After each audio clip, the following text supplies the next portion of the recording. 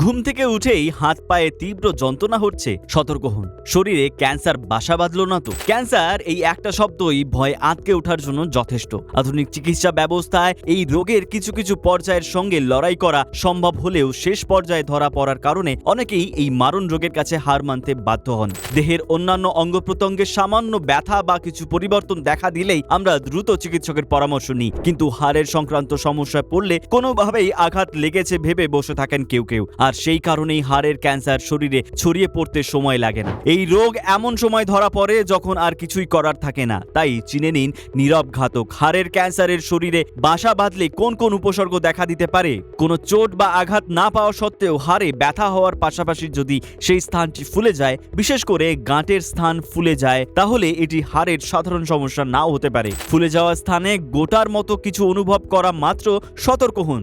যদি ব্যথার জায়গায় রক্ত জমাট বাঁধার মতো ঘটনা কিছু ঘটে, তাহলে কিন্তু তা হাড়ের ক্যান্সারের উপসর্গ হতে পারে। হাড়ে প্রচন্ড ব্যথা হওয়া মানেই আপনার কোনো চোট লেগেছে তা নাও হতে পারে। হাড়ের ক্যান্সারের প্রাথমিক লক্ষণ হলো হাড়ে ব্যথা হওয়া। এই ব্যথা একটানা হবে না, হঠাৎ ব্যথা শুরু হয় এবং বন্ধ হয়ে যায়। রাতে ঘুমানোর সময় ব্যথা শুরু হয়, ভারী কোনো জিনিস তোলার পরে ব্যথা হওয়া বা হাঁটার ফলে হাড়ে ব্যথা হওয়া হতেই পারে ক্যান্সারের লক্ষণ।